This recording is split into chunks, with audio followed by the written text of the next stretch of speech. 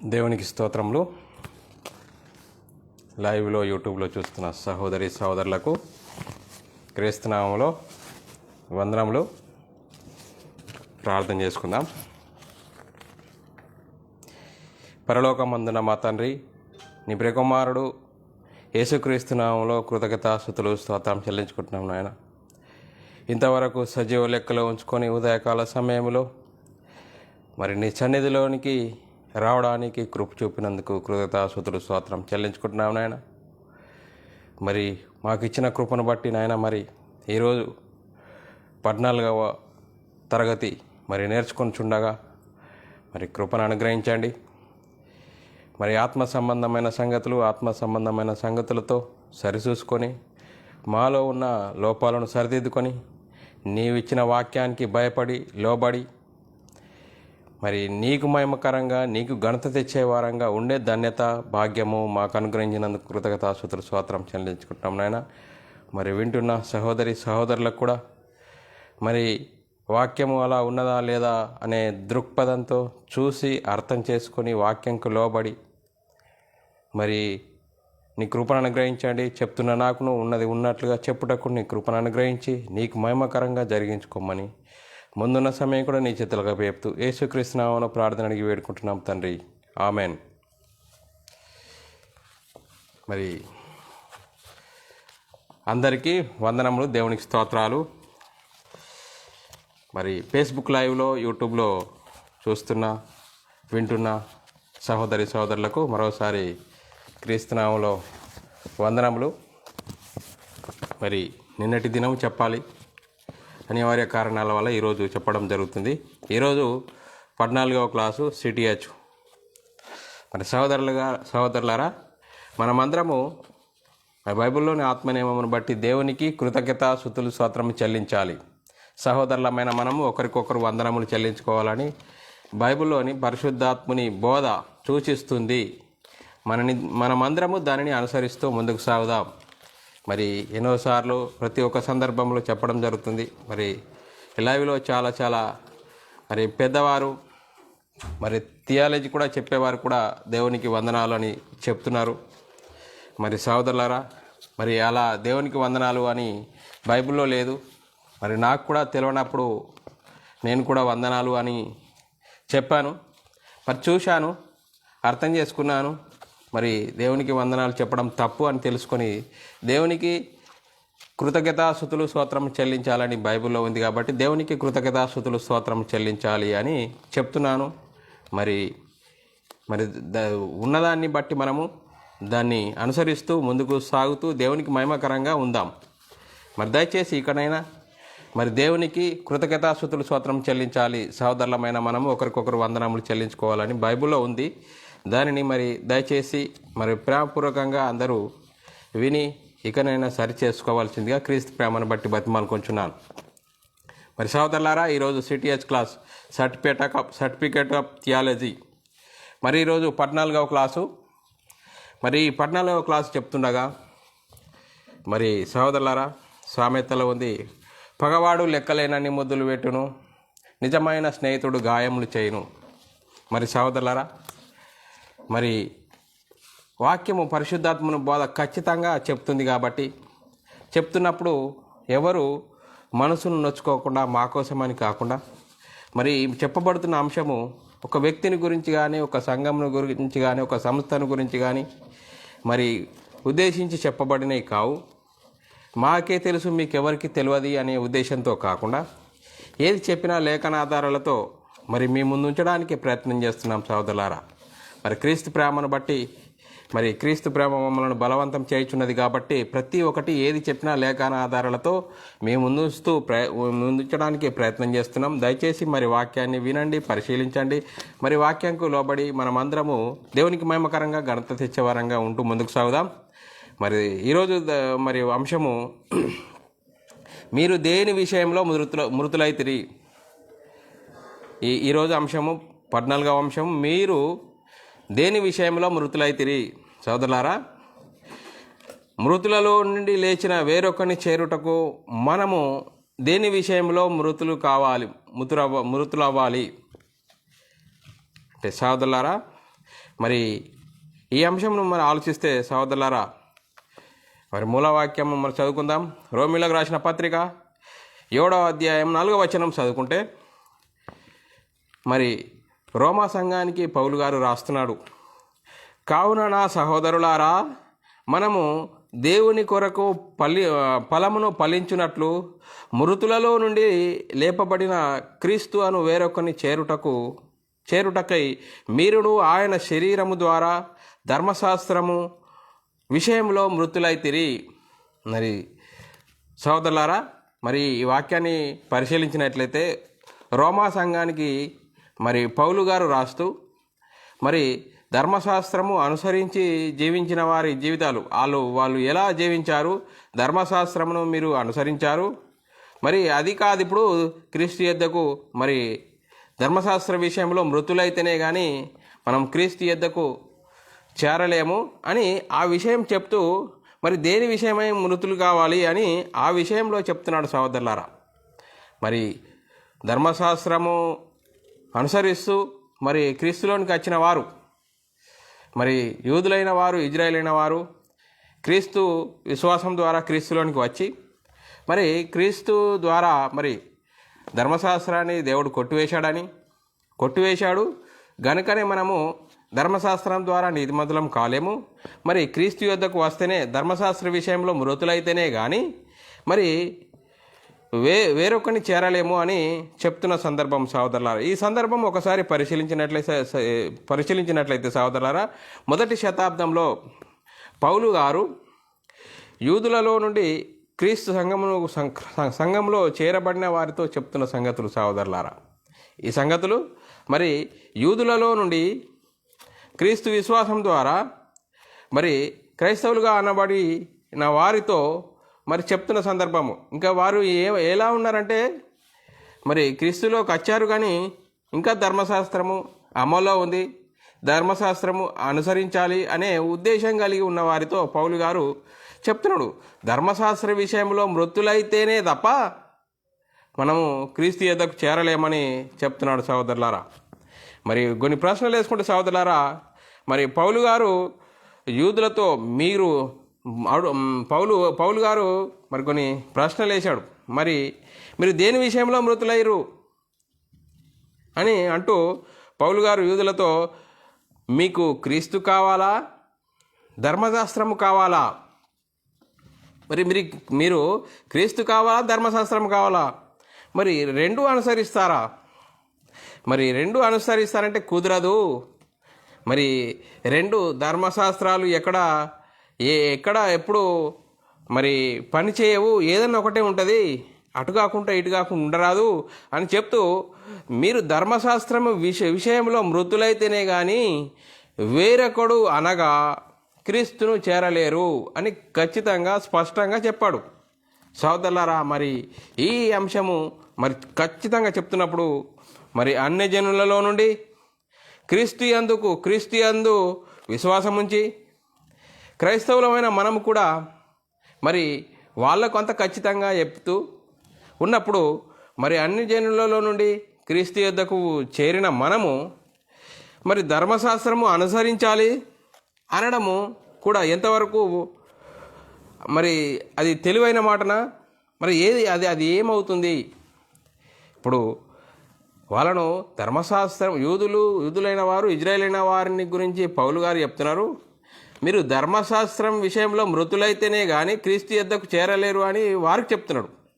మరి ఏమీ లేని అన్యజనులైన మనము, క్రీస్తు విశ్వాసం ద్వారా క్రైస్తవులు అనబడిన మనము, మాకు ఇంకా మేము కూడా ధర్మశాస్త్రం అనుసరించాలి, మరి అనుసరించి జీవించాలి అనడము ఎంతవరకు కరెక్టు? మరి సహోదరులారా, ఈ వాక్యం మీద మనసు పెట్టి వినాలి. మరి వింటేనే తప్ప మరి అర్థమవుతుంది. వినకుంటే ఏదో ఆయన అలా చెప్తూనే ఉంటాడులే అనుకుంటారు సహోదరులారా. అని అనుకోకుండా ఏది చెప్తున్నా లేఖనాధారాలు మేము ఉంచుతున్నాం సహోదరులారా. దయచేసి నీ వాక్యాన్ని మనసు పెట్టి వినవలసిందిగా క్రీస్తు ప్రేమను బట్టి బతిమాలుకుంటున్నాను. మరి సహోదరులారా, ఒకనాటి ధర్మశాస్త్రము కలిగిన యూదులతో పౌలు గారు మరి ధర్మశాస్త్రమును భర్త పోతేనే తప్ప, భర్త చనిపోతేనే తప్ప మరి వేరొకని యొద్దకు రాజాలవు.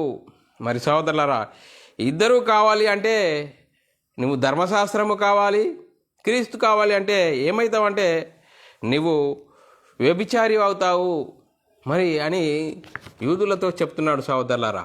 మరి యూదులతో చెప్తున్న అంత ఖచ్చితమైన మాట మనము ఏమీ లేని అన్యజనులైన మనము మరి క్రీస్తులోనికి వచ్చిన మనము మేము బైబిల్లో ధర్మశాస్త్రం ఉంది, ధర్మశాస్త్రము అనుసరించాలి, ధర్మశాస్త్రము అనుసరించాలి, మరి బైబిల్లో ఎందుకు ఉంది అనే మాటలు మాట్లాడుతున్నారు సహోదరులారా. మరి ధర్మశాస్త్రం ఎవరికి ఇవ్వబడ్డది? ధర్మశాస్త్రము ఇజ్రాయేలీలకు, యూదులకు ఇవ్వబడ్డది.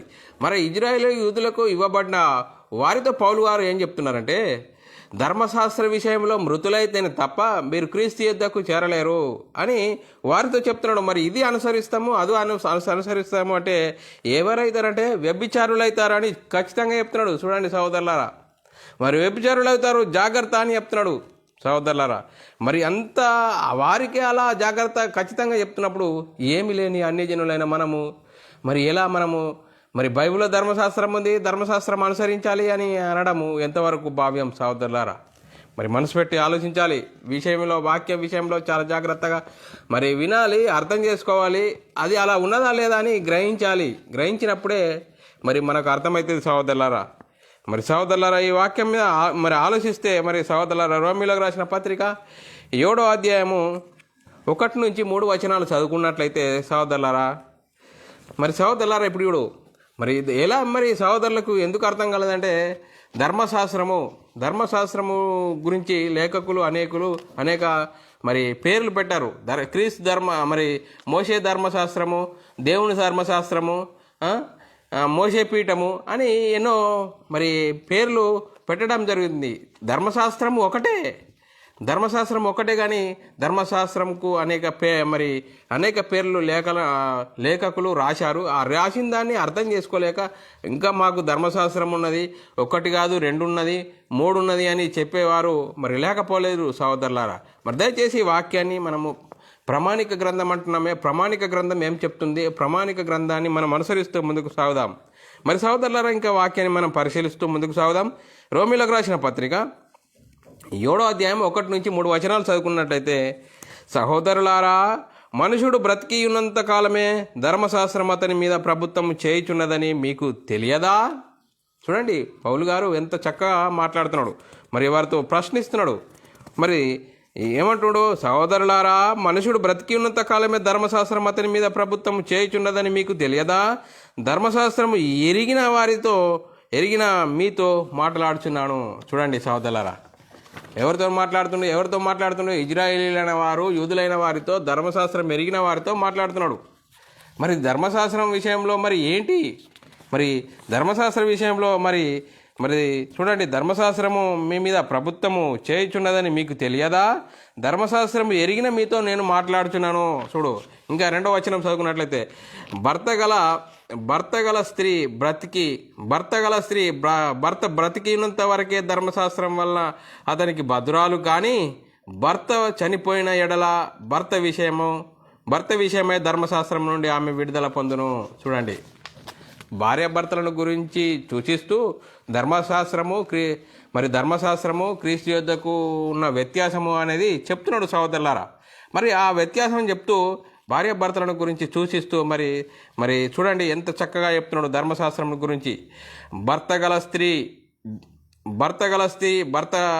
బ్రతికినంత వరకే ధర్మశాస్త్రం వల్ల అతనికి భద్రాలు, కానీ భర్త చనిపోయిన ఎడల భర్త విషయమై ధర్మశాస్త్రం నుండి ఆమె విడుదల పొందును. 3వ వచనం, కాబట్టి భర్త బతికి ఉండగా ఆమె వేరొక పురుషుని చేరిన ఎడల వ్యభిచారిని అనబడును, కానీ భర్త చనిపోయిన ఎడల ఆమె ధర్మశాస్త్రం నుండి విడుదల పొందిన గనుక ఆమె వేరొక పురుషుని చేసుకుని నేను వ్యభిచారిని కాకపోవును. చూడండి అంత చక్కగా చెప్తున్నాడు ధర్మశాస్త్ర విషయంలో. ధర్మశాస్త్రం ఎరిగిన యూదులతో పౌలు గారు ఎంత ఖచ్చితంగా చెప్తున్నాడు. నేను ధర్మశాస్త్రము అనుసరిస్తాను, నేను క్రీస్తును అనుసరిస్తానంటే కుదరదు. ఏదైనా ఒకటి అనుసరించాలి. మరి ఏదైనా ఒకటి అనుసరించాలంటే మరి క్రీస్తు యుద్ధకు వస్తే నువ్వు ధర్మశాస్త్ర విషయంలో మృతులు కావాలి. ఎందుకు మృతులు కావాలంటే యేసుక్రీస్తు ధర్మశాస్త్రాన్ని నెరవేర్చి కొట్టివేశాడు కాబట్టి, కొట్టివేస్తేనే ఇప్పుడు క్రైస్తవులు అనబడుతున్నాము అని చెప్తున్నాడు సహోదరులారా. మరి ఇంత ఖచ్చితంగా చెప్తున్నప్పుడు కూడా వాళ్ళు ఎలాంటి స్థితిలో ఉన్నారంటే వారు అది అర్థం చేసుకోలేని పరిస్థితి.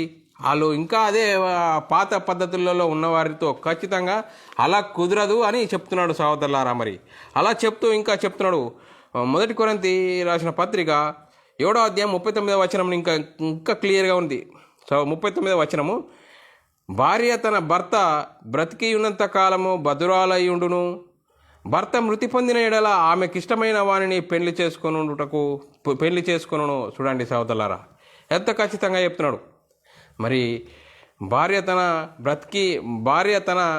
భర్త బ్రతికి ఉన్నంత కాలమే బద్దురాలై ఉండును, భర్త మృతి పొందిన ఎడల ఆమెకిష్టమైన వాడిని పెళ్లి చేసుకును. చూడండి సహోదరులారా, మరి ధర్మశాస్త్రము విషయంలో చనిపోతేనే క్రీస్తు యుద్ధకు చేరతాము అని స్పష్టంగా చెప్తున్నాడు సహోదరులారా.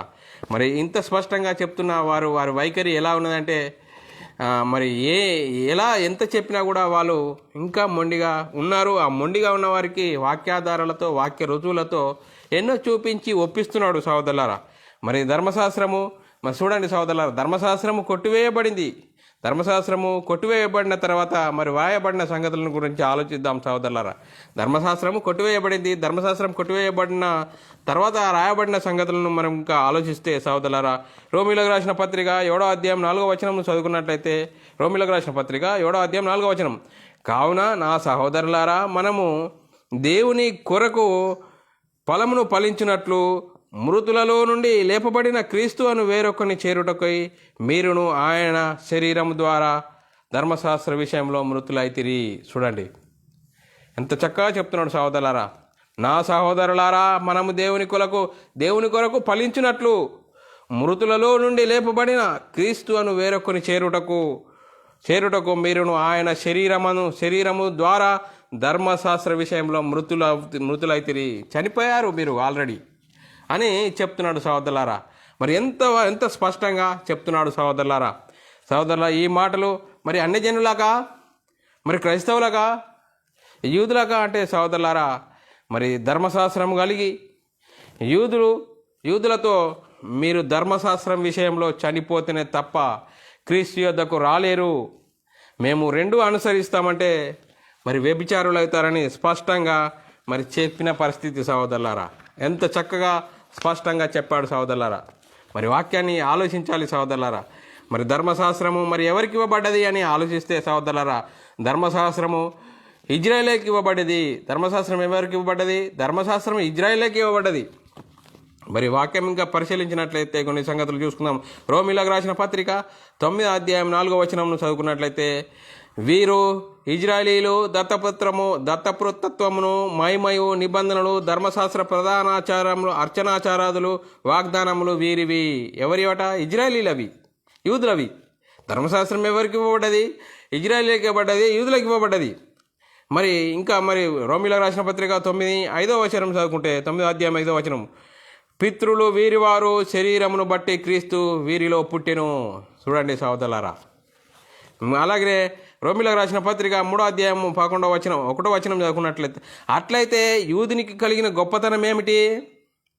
సున్నతి వలన ప్రయోజనం ఏమిటి? ఇంకా మరి అట్లయితే అలా గొప్పతనం ఏంది, అలా పెద్ద మరి అదేంటిది అని ఇంకా ప్రశ్నించినట్లు చూస్తున్నాం సహోదరులారా. ప్రతి విషయమందు అధికమే మొదట దేవోక్తులు యూదుల పరం చేయబడెను. మరి సహోదరుల ధర్మశాస్త్రము మరి ఎవరికి ఇవ్వబడ్డదంటే, ధర్మశాస్త్రము ఇజ్రాయేలీలకు యూదులకు ఇవ్వబడ్డది. వాళ్ళకి ఇవ్వబడ్డది, వాళ్ళే అనుసరించాలి. మరి ఎవరు అనుసరించారా అంటే చూడండి సహోదరులారా, ధర్మశాస్త్రం ఇవ్వబడ్డది. ధర్మశాస్త్రమును మరి అనుసరిస్తే నీతిమంతులుగా తీర్చబడతారు. మరి ధర్మశాస్త్రము సత్యమైంది, మరి సత్య సంబంధమైంది. ధర్మశాస్త్రం అనుసరించి జీవిస్తే నీతిమంతులుగా తీర్చబడతారు. కానీ ధర్మశాస్త్రము మరి ఇజ్రాయేలీలు యూదులు అనుసరించారంటే ఎక్కడ అనుసరించినట్లు బైబిల్లో అలాంటి ఆ వాక్యాలు లేవు సహోదరులారా. ధర్మశాస్త్రమును వారు అనుసరించారంటే అనుసరించలేరు. ధర్మశాస్త్రమును అతిక్రమించారు. మరి ధర్మశాస్త్రమును అతిక్రమిస్తే ఏమవుతారు? శాపగ్రస్తులు అవుతారు. మరి అలాగనే మరి ఆ వాక్యం చూసుకున్నట్లయితే ద్వితీయోపదేశ ఖండము 28వ అధ్యాయము 15వ వచనం చదువుకున్నట్లయితే సహోదరులారా, ద్వితీయోపదేశ ఖండము 28వ అధ్యాయం 15వ వచనం చదువుకున్నట్లయితే, నేడు నీకు ఆజ్ఞాపించిన ఆయన సమస్త ఆజ్ఞలను కట్టడను నీవు అనుసరించి నడుచుకునవలనని నీ దేవుడైన యెహోవా సెలవిచ్చిన మాట వినిన ఎడల ఈ శాపములన్నీ నీకు సంభవించును. చూడు, వినని ఎడల సోదరులారా, వినని ఎడల శాపములన్నీ నీకు సంభవించును. చూడండి, మరి ధర్మశాస్త్రము ఈ ఇజ్రాయేల్కి ఇవ్వబడ్డది, యూదులకు ఇవ్వబడ్డది. మరి దాన్ని అనుసరిస్తే నీతిమంతులుగా తీర్చబడతారు, కానీ వారు అనుసరించిన దాఖలాలు బైబిల్లో లేవు సోదరుల. ధర్మశాస్త్రము అతిక్రమించి ఏమవుతుంది? శాపగ్రస్తులు అవుతారు. కాబట్టి మరి ధర్మశాస్త్రము అనుసరించిన దాఖలాలు వాళ్ళు ఎక్కడా లేదు. అందుకోసమే మరి యేసుక్రీస్తు వచ్చి మరి ధర్మశాస్త్రాన్ని నెరవేర్చాడు, అనుసరించాడు, కొట్టివేశాడు. కాబట్టి మరి ధర్మశాస్త్రము మరి చూడండి సోదరులారా, ధర్మశాస్త్రము ద్వారా ఎవరు నీతిమంతులు కారు. ధర్మశాస్త్రం నీతిమంతులు అయ్యేది కాదు. ధర్మశాస్త్రం అందరినీ పాపంలో బంధించింది. ధర్మశాస్త్రంకున్న గుణం ఏంటంటే పాపం అనగా ఏంటో అని తెలియజేస్తుంది. కాబట్టి ధర్మశాస్త్రము పాపాన్ని తీసివేసే గుణము ధర్మశాస్త్రంకు లేదు సోదరులారా. యోహాను రాసిన సువార్త 7వ అధ్యాయం 19వ వచనం చదువుకున్నట్లయితే, మోషే మీకు ధర్మశాస్త్రం ఇయ్యలేదా? చూడండి సోదరులారా, మోషే మీకు ధర్మశాస్త్రం ఇయ్యలేదా? అయినను మీలో ఎవడు ఆ ధర్మశాస్త్రమును గైకొనడు. చూడు, కరాఖండిగా చెప్తున్నాడు. మరి చూడండి సోదరులారా, మరి మోషే మీకు ధర్మశాస్త్రం ఇయ్యలేదా? ఇచ్చాడు. మరి ఇస్తే మరి దాన్ని అనుసరించారంటే అనుసరించలేరు, అతిక్రమించారు. అయినను మీలో ఎవడు ఆ ధర్మశాస్త్రం అనుసరించలేరు. మరి అపొస్తలుల కార్యము 7వ అధ్యాయము 53వ వచనమును మరి స్టెఫెను మరి ప్రసంగిస్తూ మరి వాళ్ళకు ఖచ్చితంగా చెప్పాడు. ఏం చెప్పాడు? దేవదూతల ద్వారా నియమింపబడిన ధర్మశాస్త్రము మీరు పొందితిరి గాని దానిని గైకొనలేదని చెప్పాను. చూడండి, వారికి ప్రసంగిస్తూ ఎంత ఖచ్చితంగా చెప్పాడు. మీరు ధర్మశాస్త్రం మీకు ఇవ్వబడ్డది, కానీ మీరు ఎవ్వరూ దాన్ని అనుసరించలేరు. మేమే పెద్దోళ్ళు అంటారు కానీ మాదే అంటారు. కానీ మీరు ధర్మశాస్త్రం అనుసరిస్తే నీతిమంతులు అవుతారు, కానీ ధర్మశాస్త్రము అనుసరించలేరు, అతిక్రమించారు అని చెప్తున్నాడు సోదరులారా. మరి ఆ వాక్యానికి ఆలోచిస్తే లేఖనము అందరినీ పాపంలో బంధించింది. లేఖనం ఏం చేసింది? పాపంలో అందరినీ బంధించింది. మరి సోదరులారా, మరి గలతీలకు రాసిన పత్రిక 3వ అధ్యాయం 22వ వచనం చదువుకున్నట్లయితే, యేసుక్రీస్తునందలి విశ్వాసం మూలంగా కలిగిన వాగ్దానము విశ్వసించు వారికి అనుగ్రహింపబడినట్లు లేఖనము అందరినీ పాపంలో బంధించెను. మరి లేఖనము అందరినీ పాపంలో బంధించినప్పుడు మరి యేసుక్రీస్తు ఆ ధర్మశాస్త్రాన్ని నెరవేర్చి కొట్టివేయడం ద్వారా మరి అందరూ నీతిమంతులు అవ్వడానికి యేసుక్రీస్తు యొద్దకు వచ్చి నీతిమంతులు అవ్వాలి.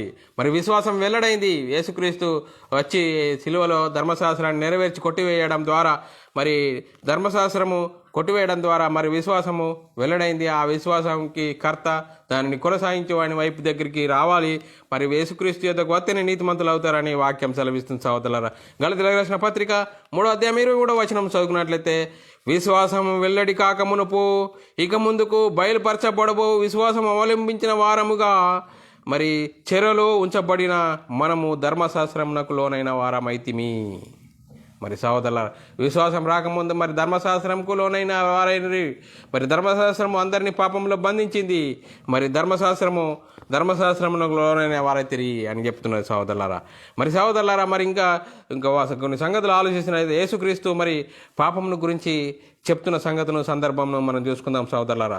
మరి పాపం చేయువాడు ప్రతివాడు పాపానికి దాసుడని యేసుక్రీస్తు చెప్తున్నాడు సోదరులారా. యోహాను రాసిన సువార్త 8వ అధ్యాయం 34వ వచనం, అందుకు యేసు పాపము చేయు ప్రతివాడు పాపమునకు దాసుడని మీతో నిశ్చయంగా చెప్తున్నాను. మరి యేసుక్రీస్తు చెప్తున్నాడు పాపమును గురించి. మరి పాపం చేయవాడు పాపానికి దాసుడు అని చెప్తున్నాడు సోదరులారా. 2వ కొరింథీ రాసిన పత్రిక, మరి పాపం చేయవాడు పాపానికి దాసుడు. కాబట్టి మరి వాళ్ళందరూ ఏం చేసినట్టే అందరి మనసులు మరి కఠినములైపోయినాయి. మరి అయినాయి కాబట్టి నేటి వరకు మరి పాత నిబంధన చదువుతున్న వారి మనసులు మూసివేయబడ్డాయని వాక్యం సెలవిస్తుంది. 2వ కొరింథీ రాసిన పత్రిక 3వ అధ్యాయం 14వ వచనం చదువుకున్నట్లయితే, మరియు వారి మనసులు కఠినములాయను గనుక నేటి వరకు పాత నిబంధన చదువుతున్నప్పుడు అది క్రీస్తునందు కొట్టివేయబడినది, వాటికి తేటపరచబడక ఆ ముసుకే నిలిచి ఉన్నది. చూడండి సోదరులారా, యూదులకు మరి వాళ్ళ మనసు ఎట్లా కఠినమైపోయిందట. నేటి వరకు పాత నిబంధన అంటే మరి మొదటి నిబంధన పాత నిబంధన. ఆ పాత నిబంధన ఏమైంది? యేసుక్రీస్తు ద్వారా కొట్టివేయబడ్డదని వాళ్ళ మనసులు కఠినములైపోయి వాళ్ళ ముసుకేయబడ్డదట.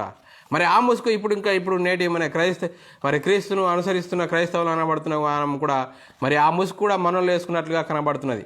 ఇంకా మాకు బైబిల్లో ధర్మశాస్త్రం ఉంది, ధర్మశాస్త్రం అనుసరించాలి అనే చెప్పేవారు చాలామంది ఉన్నారు సహోదరులారా. మరి అలాంటి పరిస్థితిలో ఉన్నారు సహోదరులారా. మరి ఆ పరిస్థితి ఎలాంటిది మరి ఆలోచిస్తే సహోదరులారా, ఇంకా వాక్యాన్ని ఆలోచిస్తే సహోదరులారా, మరి యేసుక్రీస్తు మరి ఆ ధర్మశాస్త్రాన్ని కొట్టివేశాడని ఇంకా ఎపిసిలకు రాసిన పత్రిక 2వ అధ్యాయం 14వ వచనం, ఆయన మన సమాధానమై ఉండి మీకును మాకును ఉండిన ద్వేషమును అనగా విధి రూపకమైన ఆజ్ఞలు గల ధర్మశాస్త్రమును తన శరీరమందు కొట్టివేయట చేత మధ్య కోడను పడగొట్టి ఆయన మన ఉభయులను ఏకం చేసెను. చూడండి సహోదరులారా, మన ఉభయులను ఏకం చేశాను. మరి క్రైస్తవులు అన్యులు అనే వారు భేదం లేదు. మరి క్రీస్తును అనుసరించిన వారు క్రైస్తవులు అనబడతారు. ఇంకా అక్కడ ఎవరు గొప్ప అనేది లేదు. మరి క్రీస్తు యొద్దకు వస్తేనే నీతిమంతులు అవుతారని స్పష్టంగా వాక్యం సెలవిస్తుంది సహోదరులారా. మరి క్రైస్తవులు మరి సహోదరులారా, పౌలు గారు ఏం చెప్తున్నాడంటే మరి చూడండి సహోదరులారా, క్రైస్తవులైన యూదులతో మరి సహోదరుల ధర్మశాస్త్రము కొట్టివేయబడినదని చెప్తూ కొందరు మరి వాదం పెట్టుకుంటున్నాడు సహోదరులారా. మరి కొంతమంది యూదులు క్రైస్తవులుగా అయ్యి ఏం చేసినట్టే మరి ధర్మశాస్త్రం కొట్టివేయబడలేదు అని వాదం పెట్టుకుంటున్నారు పౌలు గారితో. మరి పౌలు గారు ఇంకా స్పష్టంగా చెప్తున్నాడు. మరి ఏం చెప్తున్నాడు చూద్దాం సహోదరులారా. రోమిలకు రాసిన పత్రిక 10వ అధ్యాయం 4వ వచనం చదువుకున్నట్లయితే, విశ్వసించు ప్రతి వానికి నీతి కలుగుటకై క్రీస్తు ధర్మశాస్త్రముకు సమాప్తి అయి ఉన్నాడు. మరి ఇప్పుడు ధర్మశాస్త్రము కొట్టివేయబడిన కాలములో యూదులైనను క్రైస్తవులను కొంతమంది వచ్చి మీరు సున్నతి పొందితేనే కానీ రక్షణ పొందలేరని చేయవలనని పౌలు గారు విశేషవాదము కలిగి చూడండి సహోదరులారా. మరి సున్నతి పొందితేనే మరి మీరు రక్షణ పొందుతారు అని వాళ్ళకు వాదం అనేది జరుగుతున్నది సహోదరులారా. మరి చూడండి, ఆ వాదం చూస్తూ ఉంటే చూడండి సహోదరులారా, ఇంకా వాక్యం పరిశీలించినట్లయితే అపొస్తలుల కార్యము 15వ అధ్యాయం 1వ వచనం ఇంకా చదువుకున్నట్లయితే, కొందరు యూదయ నుండి వచ్చి మీరు మోషే నియమించిన ఆచారం చొప్పున సున్నతి పొందితేనే కానీ ధర్మశాస్త్రమును మరి రక్షణ పొందలేరని సహోదరులకు బోధించిరి. చూడండి సహోదరులు, ఎంత భయంకరమైన పరిస్థితులు పౌలు ప్రకటిస్తున్న సందర్భంలో మరి యూదులైన వారు మరి ధర్మశాస్త్రము కొట్టువేయబడలేని ధర్మశాస్త్రం గురించి వాదము ఎంత జరుగుతున్నది. ఆ వాదం జరిగినా అని పౌలు గారు మరి లేఖనాధారాలతో వాళ్లకు ఒప్పిస్తున్నాడు సహోదరులారా. కొందరు యూదయ నుండి వచ్చి మీరు మోషే నియమించిన ఆచారం చొప్పున సున్నతి పొందితేనే కానీ రక్షణ పొందలేరని సహోదరులకు బోధించిరి. అలాగే 2వ వచనం, పౌలునకును బర్నబాకును వారితో విశేషవాదము తర్కమును కలిగినప్పుడు ఈ విషయమై పౌలు బర్నబాయు తమలో మరికొందరు యెరూషలేమునకు అపొస్తలుల యొద్దకు పెద్దల యొద్దకు వెళ్ళవలని సహోదరులు నిశ్చయించిరి. చూడండి సహోదరులారా, మరి ఇంకా వారు ధర్మశాస్త్రము మోషే ద్వారా ఇవ్వబడ్డది, మోషే నియమించిన సున్నతి పొందాలి, సున్నతి పొందితేనే రక్షణ మరి కలుగుతుందని వారు ఎలా చెప్తున్నారు. చూడండి సహోదరులారా, ఎంత భయంకరమైన పరిస్థితి. ఆ భయంకరమైన పరిస్థితిలో మరి ఆ వివాదం ఎక్కడికి వెళ్ళాలంటే మనం యెరూషలేము వెళ్ళాలని నిర్ణయించారు సహోదరులారా. యెరూషలేము వెళ్ళాలంటే యెరూషలేము పోయిన తర్వాత అక్కడ ఏం జరుగుతుందో చూద్దాం సహోదరులారా. వారు యెరూషలేమునకు రాగా సంఘము వారును అపోస్తలులను పెద్దలను వారిని చేర్చుకొనిరి. దేవుడు తమకు తోడయ్యుండి చేసినవన్నీ వారు వివరించిరి. చూడండి సహోదరులారా, మరి ఇంకా యెరూషలేమునకు మరి వెళ్ళినప్పుడు దేవుడు వారి ద్వారా చేసిన కార్యాలన్నీ చెప్తున్నట్లు చూస్తున్నాం సహోదరులారా. మరి 5వ వచనం 15వ అధ్యాయం 5వ వచనం, పరిసయ్యుల తెగలో విశ్వాసులైన కొందరు లేచి, చూడండి, పరిసయ్యుల తెగలోకి విశ్వాసులైన కొందరు లేచి మరి అన్యజనులకు సున్నతి చేయింపవలననియు మోషే ధర్మశాస్త్రము గైకొనుడని వారికి ఆజ్ఞాపింపవలనని చెప్పిరి. చూడండి ఎంత భయంకర పరిస్థితి. పరిసయ్యుల తెగలో విశ్వాసులైన కొందరు లేచి, మరి విశ్వాసులాట ఇంకా మళ్ళా విశ్వాసులు ఏం చెప్తున్నారు, అన్యజనులకు సున్నతి చేయింపవాలని చెప్తున్నారు. బాబు, మరి సున్నతి అవసరం లేదు, సున్నతి అంతా నెరవేర్చబడింది, ధర్మశాస్త్రమే కొట్టివేయబడింది అని పౌలు చెప్పినా కూడా వాళ్ళ ఆలోచన, వాళ్ళ ధోరణి ఎలా ఉంది చూడండి. ఇంకా పరిసయ్యులలో తెగలో కొందరు లేచి, విశ్వాసులట వాళ్ళు, చూడండి ఎలాంటి విశ్వాసులో ఎలాంటి విశ్వాసులు ఎలాంటి భయంకరమైన పరిస్థితిలో ఉన్నది ఆ రోజుల్లో ఉన్నది సహోదరులారా. ఇంకా మరి ధర్మశాస్త్రం ఈ రోజుల్లో మరి ఇంకా ధర్మశాస్త్రం బైబిల్లో ఉన్నది, ధర్మశాస్త్రం అనుసరించాలి అనే భయంకరమైన పరిస్థితులు ఇప్పుడు కూడా మన క్రైస్తవులు అనబడిన వారు కూడా ఉన్నారు సహోదరులారా. మరి అపొస్తలుల కార్యం ఇంకా 18వ అధ్యాయము 12వ వచనం చదువుకున్నట్లయితే గల్లియోను అకయకు అధిపతిగా ఉన్నప్పుడు యూదులు ఏకీభవించి పౌలు మీద లేచి పౌలు మీదికి లేచి న్యాయపీఠం ఎదుటకు అతన్ని తీసుకొని వచ్చిరి. చూడండి సోదరులారా, మరి పౌలును న్యాయపీఠం ఎదుటకు తీసుకొని వచ్చిరట. చూడండి, వీడు ధర్మశాస్త్రమునకును వ్యతిరేకంగా దేవుణ్ణి ఆరాధించుటకు జనులను ప్రేరేపించుచున్నాడని చెప్పి. చూడండి, మరి ధర్మశాస్త్రంకు వ్యతిరేకంగా మరి దేవుణ్ణి ఆరాధించడానికి అందరినీ ప్రేరేపిస్తున్నాడని పౌలు గారిని ఏం చేశారు, న్యాయపీఠం మీదకు తీసుకొని వచ్చారు. చూడండి సోదరులారా, ఎలాంటి పరిస్థితి. మరి 15వ అధ్యాయము అపొస్తలుల కార్యం 10వ వచనం చదువుకున్నట్లయితే గనుక మనం ఇక పోసినప్పుడు మరి పెద్దలు ఏం చెప్తున్నారు, గనుక మన పితరులైనను మనమైనను మోయలేని కాడి శిష్యుల మెడ మీద పెట్టి మీరెందుకు దేవుణ్ణి శోధించుచున్నారు. మరి చూడండి సోదరులారా, పెద్దలు చెప్తున్నారు, మరి ఎందుకు మీరు దేవుడు చెప్పండి, మీరేదో ఆజ్ఞలని చెప్పుకుంటా మరి ఎందుకు దేవుణ్ణి శోధిస్తున్నారు, అలా శోధించడం సరి అయింది కాదని పెద్దలు చెప్పినప్పుడు ఇంకా 15వ అధ్యాయము 11వ వచనం చదువుకున్నట్లయితే ప్రభు అయిన యేసు కృపచేత మనము రక్షణ పొంది ఉన్నామని నమ్ముచున్నాము కదా, అలాగైతే వారును రక్షణ పొందుదురా నేను. మరి చూడండి, మరి ప్రభు అయిన యేసు కృపచేతనే మనము రక్షణ పొంది ఉన్నామని నమ్ముచున్నాం. మనం ఎలాగ నమ్ముచున్నాము, వారు కూడా రక్షణ పొందుదురని నేను. చూడండి సోదరుల, మరి సమస్యను పరిష్కారం చేసినట్లుగా చూస్తున్నాం సోదరులారా. మరి అపొస్తలుల కార్యము 21వ అధ్యాయము 17 నుంచి 24 వచనాలు ఇంకా చదువుకుంటే సోదరులారా, మేము యెరూషలేమునకు వచ్చినప్పుడు సహోదరులు మమ్మును సంతోషంగా చేర్చుకొనిరి. వారిని సంతోషంగా చేర్చుకున్నారట. మరునాడు పెద్దలందరూ అక్కడికి వచ్చి ఉండగా పౌలు మాతో కూడా యాకోబునొద్దకు వచ్చెను. మరి అతడు వారిని కుశలం అడిగి తన పరిచర్య వలన దేవుడు అన్ని జనులలో జరిగించిన వాటిని వివరంగా తెలియజేపిరి. చూడండి సోదరులారా, మరి వివరంగా తెలియజెప్పినప్పుడు వారు చూడండి జాగ్రత్తగా వినాలి. 20 వచనము, వారు విని దేవుని మయపరిచిరి. అతన్ని చూసి, సహోదరుడా, యూదులలో విశ్వాసులైన వారు ఎన్ని వేల మంది ఉన్నారో చూస్తున్నావు కదా, వారందరూ ధర్మశాస్త్రము అందు ఆసక్తి గలవారు. చూడండి ఎట్లా చెప్తున్నారో.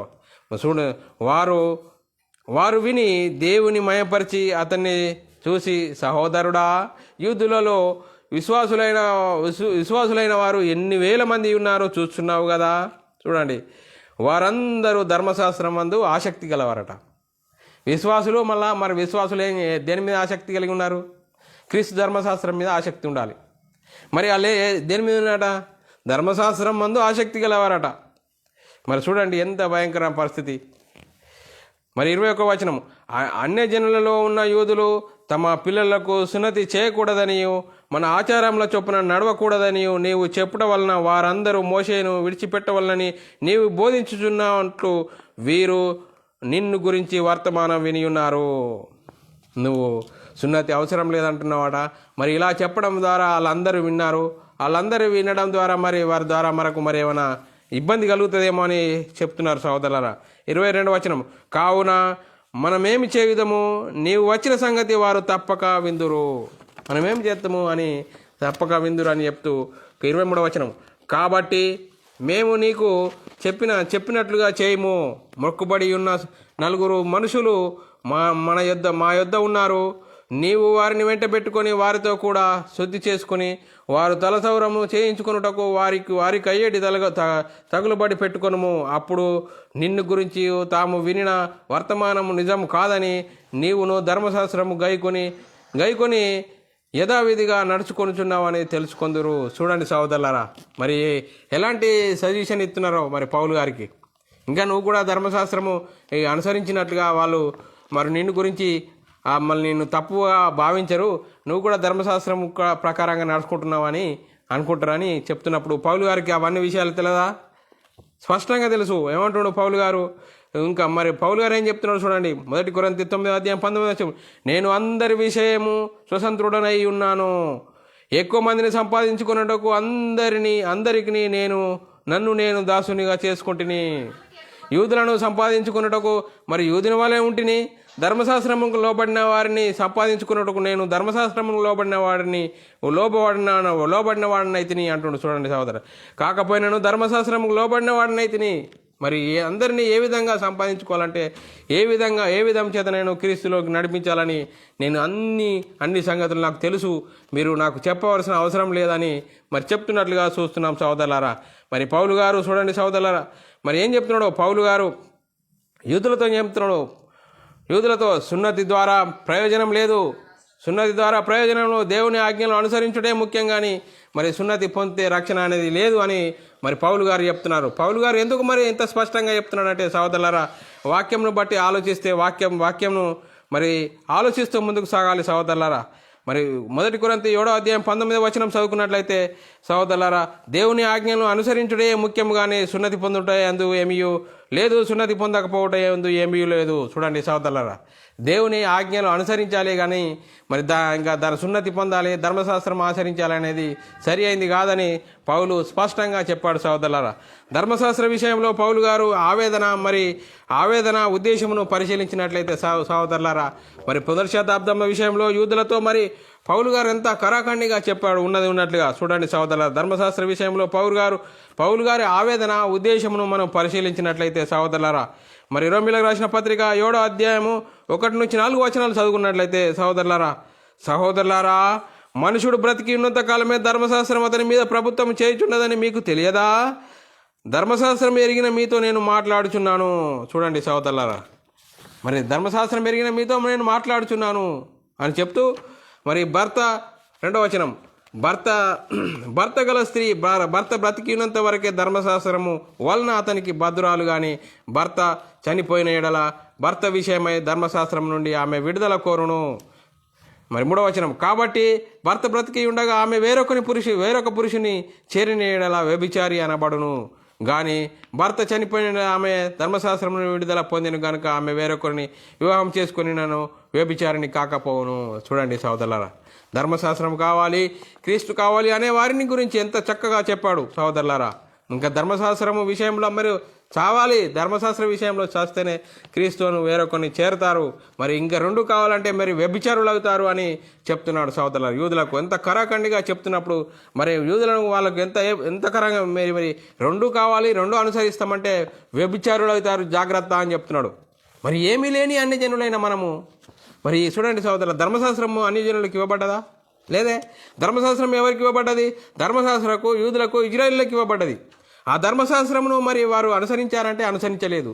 మరి వారికి ఇవ్వబడ్డ ఆ ధర్మశాస్త్రంని మరి ధర్మశాస్త్రాన్ని యేసుక్రీస్తు ధర్మశాస్త్రాన్ని శిలువలో కొట్టివేశాడు కాబట్టి మరి ధర్మశాస్త్రము అనుసరించవలసిన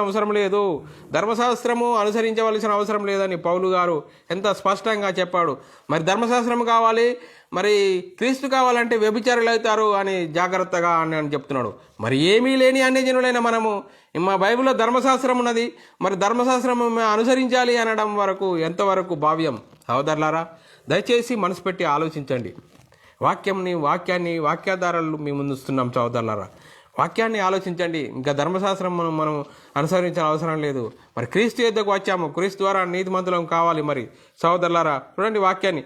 కావున నా సహోదరులారా, మనము దేవుని కొరకు ఫలించినట్లు మృతులలో నుండి లేపబడిన క్రీస్తును వేరొకని చేరుటకు మీరును ఆయన శరీరం ద్వారా ధర్మశాస్త్రం విషయమై మృతులైతిరి.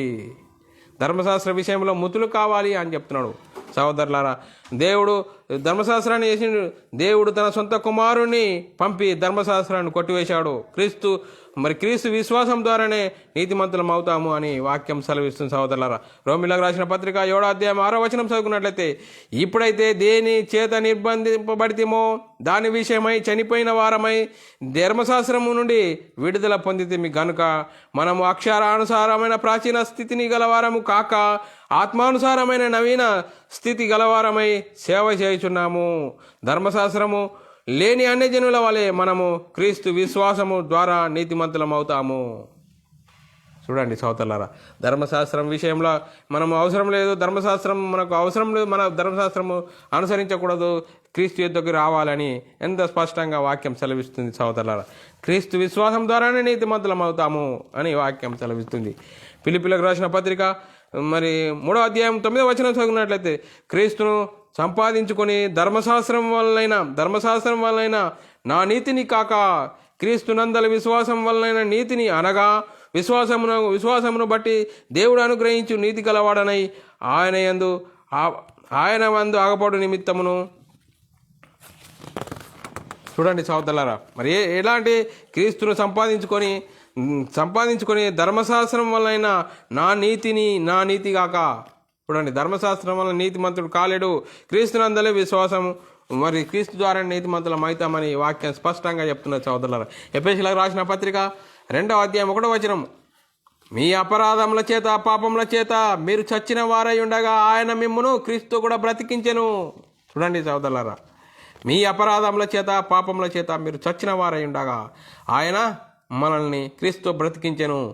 క్రైస్తవులైన మనము మన అపరాధముల చేత పాపముల చేత చచ్చిన వారమై ఉండగా ఆయన మనల్ని క్రీస్తు కూడా బ్రతికించెను సోదరులారా.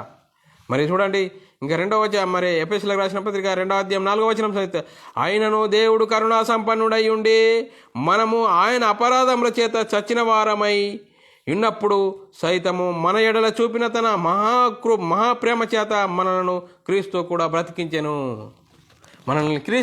బ్రతికించెను. చూడండి సోదరులారా, ఎంత చక్కటి వాక్యము. వాక్య పరిశీలనలో మనం చూస్తూ ఉంటే ధర్మశాస్త్రం వల్ల ఎవరు నీతిమంతుడు కాలేరు.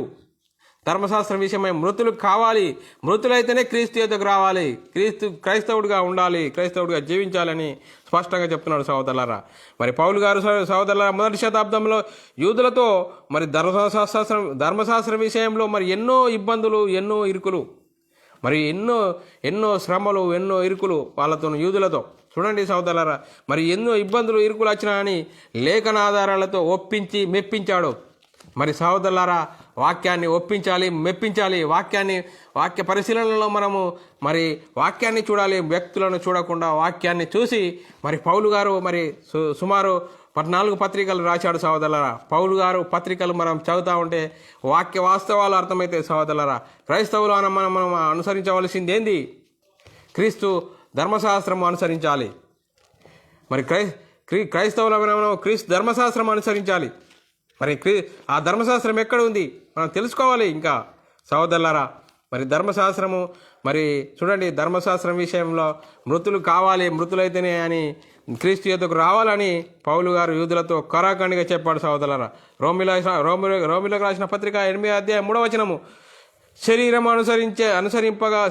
అనుసరింపక ఆత్మను అనుసరించియే నడుచుకును మన యందు ధర్మశాస్త్ర సంబంధమైన నీతిని నెరవేర్చవలనని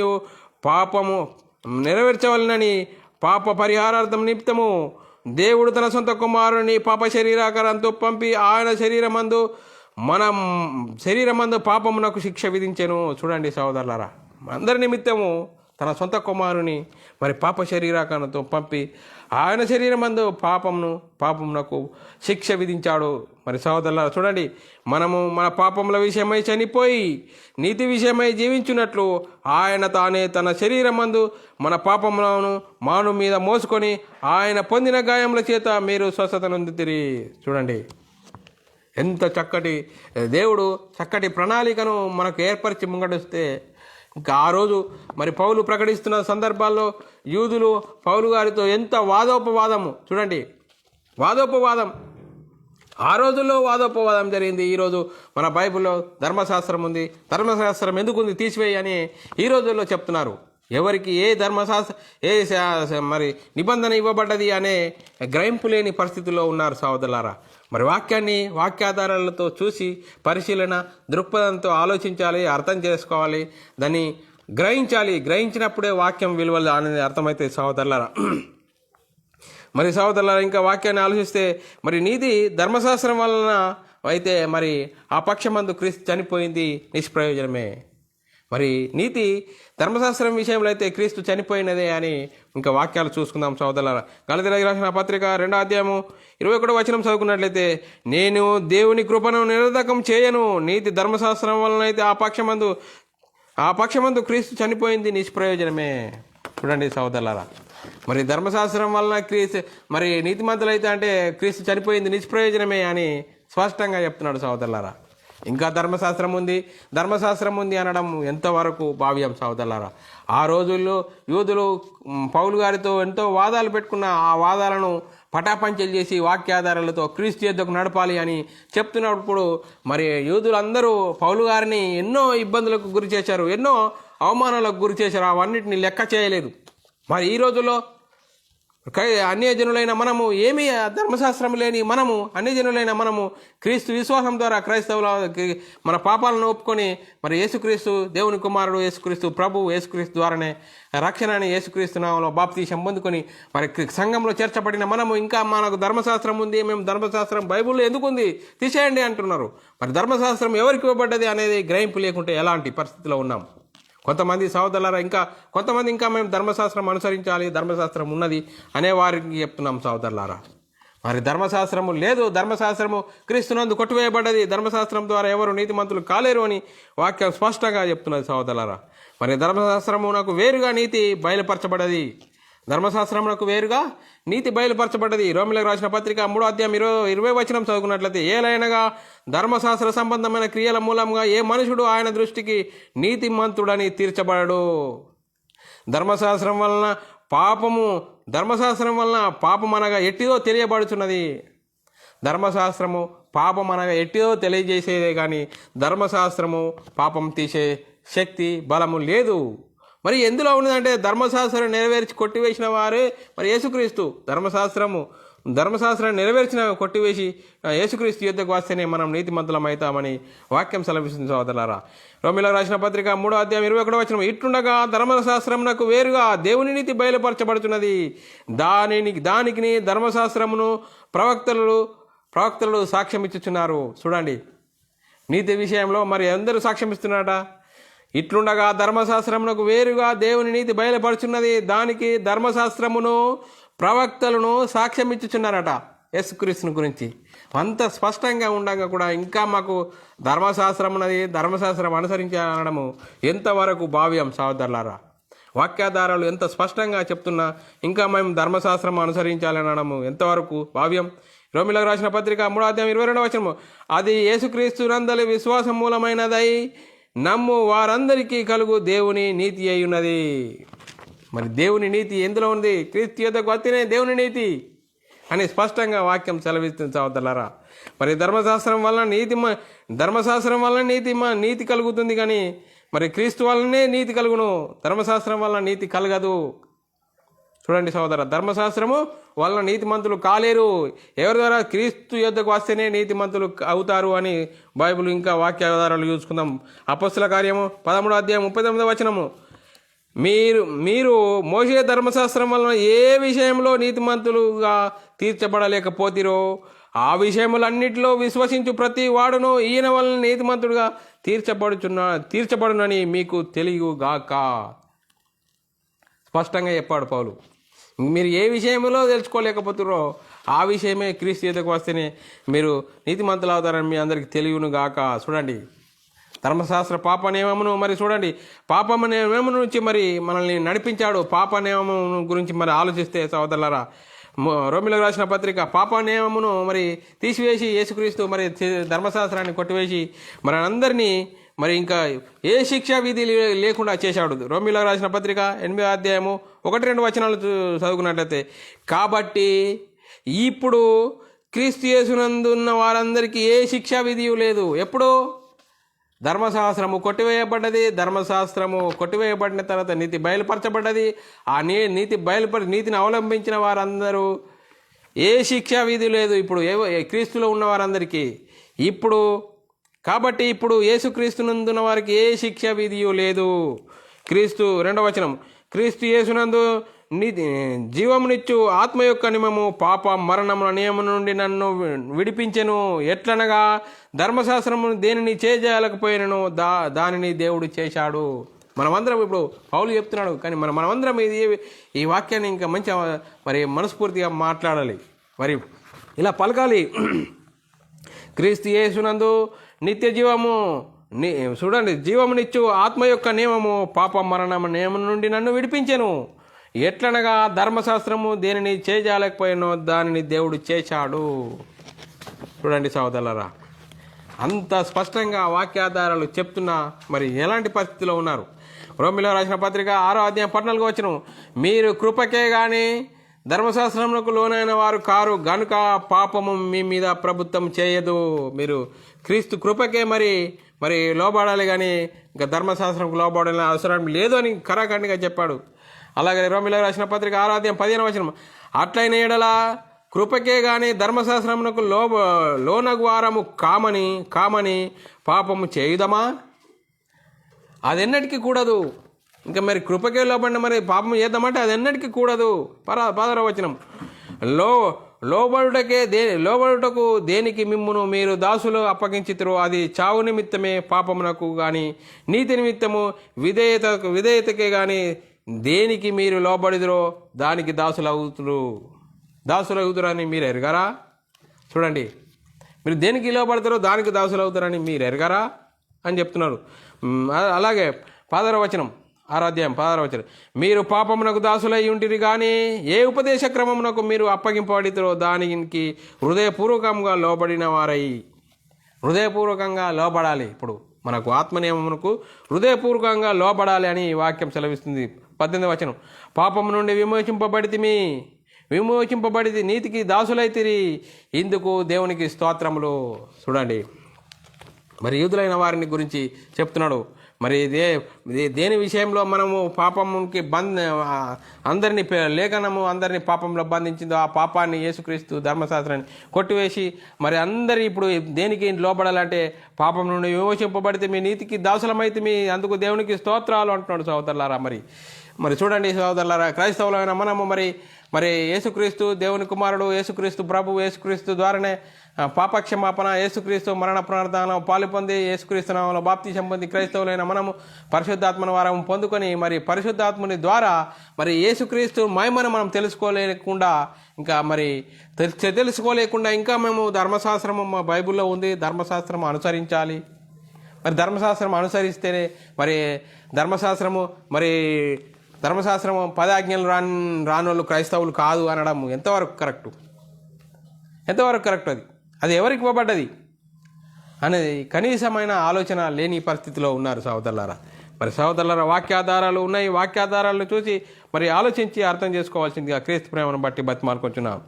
అలాగే సహోదరులారా, రోమిలకు రాసిన పత్రిక 6వ అధ్యాయం 6వ వచనం చదువుకున్నట్లయితే, ఏలయనగా మనం ఇంకను పాపమునకు దాసులం కాకుండాటకు పాప శరీరము నిరర్ధకమవునట్లు మన ప్రాచీన స్వభావము ఆయనతో కూడా సిలువేయబడినని ఎరుగుదము. ఇంకా ఆయనతో కూడా మనము సిలువ వేయడం వలన ఎరుగుదము.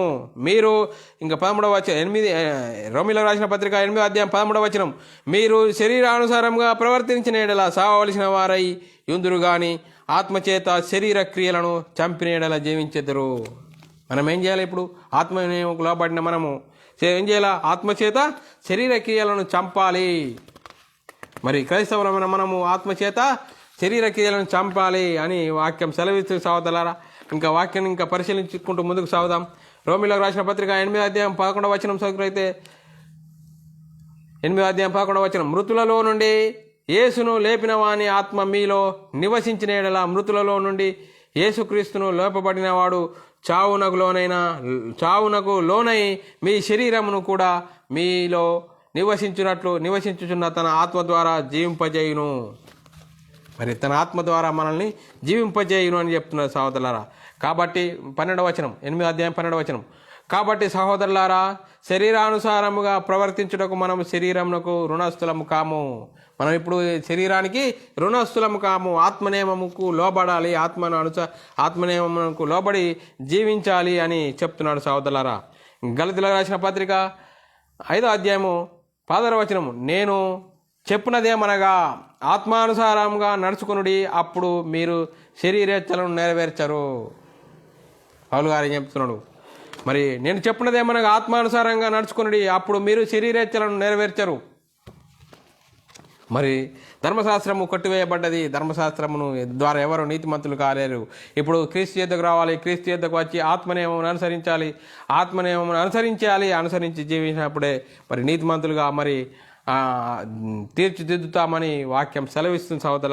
సహోదరులారా ఇంకా ముగింపు మాటలు చూసుకున్నట్లయితే, ముగింపు మాటలు యూదులలో నుండి విశ్వాసులైన వారితో పౌలు గారు చెప్తున్నాడు.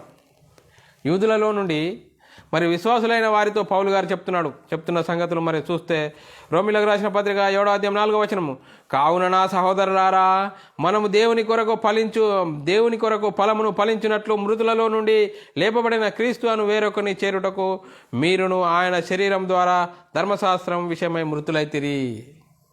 మరి యూదులతో చెప్తున్నాడు ఏమైంది? ధర్మశాస్త్ర విషయంలో మృతులైతిరి అని చెప్తూ, ఇంత చెప్పినా కూడా ఇంకా మేము ధర్మశాస్త్రం అనుసరించాలి, ధర్మశాస్త్ర ప్రకారంగా జీవించాలి అని వారు ఎన్నో వాదాలు పెడితే, ఆ రోజుల్లో వాదాలు పెడితే ఆ వాదాలన్నింటినీ పటాపంచలు చేసి వాక్యాధారాలతో అసలు మీరు ఏమనుకుంటున్నారు అని పౌలు గారు ఎంత స్పష్టంగా వాక్యాధారాలతో వాళ్ళకు విడమరిచి చెప్పాడు. మరి మీరు యేసుక్రీస్తు ఎందుకు రావాలి? మరి ధర్మశాస్త్రం ఏంది? ధర్మశాస్త్రము ఎవరు నెరవేర్చలేంది? మరి యేసుక్రీస్తు దేవుడు పంపి ధర్మశాస్త్రాన్ని సిలువలో కొట్టివేస్తే ఆ ధర్మశాస్త్రం ద్వారా ఇంకా మేము ధర్మశాస్త్రం అనుసరిస్తామంటే నీతిమంతులు కాలేరు. క్రీస్తు యుద్ధకు రావాలి అని చెప్తున్నాడు. ధర్మశాస్త్ర విషయంలో మృతులు కావాలి అని చెప్తూ హెచ్చరిక చెప్తున్నాడు. ఇంకా ఒకటి లాస్ట్ గలతీలకు రాసిన పత్రిక 5వ అధ్యాయం 4వ వచనం, మీలో ధర్మశాస్త్రం వలన నీతిమంతులని తీర్చబడు వారెవరో వారు క్రీస్తులో నుండి బొత్తిగా వేరుపరచబడి ఉన్నారు, కృపలో నుండి తొలగిపోయి ఉన్నారు. లాస్ట్ హెచ్చరిక చెప్తున్నాడు. ఇంత చెప్పినా మీరు వినంటురా?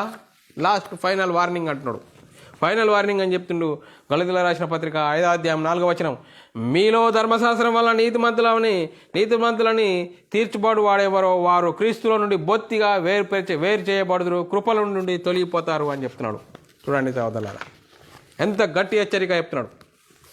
ఇంకా చూడండి, ఇట్లుండగా హెబ్రీయులకు రాసిన పత్రిక 10వ అధ్యాయం 29వ వచనం, ఇట్లుండగా దేవుని కుమారుని పాదములతో త్రుక్కి తాను పరిశుద్ధపరచబడిన సాధనమైన నిబంధన రక్తము అపవిత్రమైనదిగా ఎంచి కృపకు మూలమగు ఆత్మను తిరస్కరించువాడు ఎంత ఎక్కువైన దండనకు పాత్రుడుగా ఎంచబడునని మీకు తోచును. లాస్ట్ ఇంకా ఫైనల్ వార్నింగ్, ఇంకా వ్యతిరేకంగా తిరుగుతారా? ఎంత మరి ఆత్మను తిరస్కరించేవాడు ఎంత ఎక్కువైన ప్రతిదండకు పాత్రుడాగునని మీకు తోచును. చూడండి సహోదరులారా, మరి ఏలైనగా చూడండి ఏప్రిల్లో రాసిన పత్రిక 8వ అధ్యాయం 7వ వచనం, ఏలైనగా ఆ మొదటి నిబంధన లోపం లేనిదైతే రెండవ దానికి అవకాశం ఉంటుందా? అవకాశం ఉండదు. దాంట్లో లోపం ఉన్నది కాబట్టి మరి ఆ లోపాన్ని తీసివేసి మరి యేసుక్రీస్తు మరి కొత్త నిబంధనకు అవకాశం ఉన్నది అని చెప్తున్నాడు సహోదరులారా. ఇంకా తీర్మానం మాటలు, లాస్ట్ చివరి మాటలు, పౌలు గారు తీర్మానం చేసుకుంటున్నాడు సహోదరులా. మరి నేనైతే దేవుని విషయమై జీవించు నిమిత్తము, గలతీలకు రాసిన పత్రిక 2వ అధ్యాయం 19వ వచనం చదువుకున్నట్లయితే, నేనైతే దేవుని విషయమై జీవించు నిమిత్తము ధర్మశాస్త్రం వలన ధర్మశాస్త్ర విషయమై చచ్చిన వాడనైతిని. మరి పౌలు గారు చెప్తున్నాడు, నేను ధర్మశాస్త్రం విషయంలో చనిపోయాను, మీరు కూడా చనిపోవాలి, చనిపోతేనే క్రీస్తు యుద్ధకు రావాలి, క్రీస్తు యుద్ధకు వస్తారు అని చెప్తున్నాడు. మనం కూడా ధర్మశాస్త్రం ఇంకా మనకు అవసరం లేదు. మరి ధర్మశాస్త్రం మనకి ఇవ్వబడినదే కాదు, ఇంకా మరి మా బైబిల్లో ఉన్నదని అంటారా? అనడం సరి అయింది కాదు. వాక్యాధారాలను చూసి మరి ఇకనైనా సరి చేసుకోవాల్సిందిగా క్రీస్తు ప్రేమను బట్టి బతిమాలుకుంటున్నాను. మరి ధర్మశాస్త్ర విషయంలో చనిపోని ఎడల వ్యభిచారిని అవుతాడు అనే పరిస్థితి. చూడండి సహోదరులారా, ఎంత కరాఖండిగా చెప్తున్నాడు. ధర్మశాస్త్రం విషయంలో చనిపోని ఎడల ఏమవుతారు? ధర్మశాస్త్రం కావాలి, క్రీస్తు కావాలి అంటే ఏమవుతారు?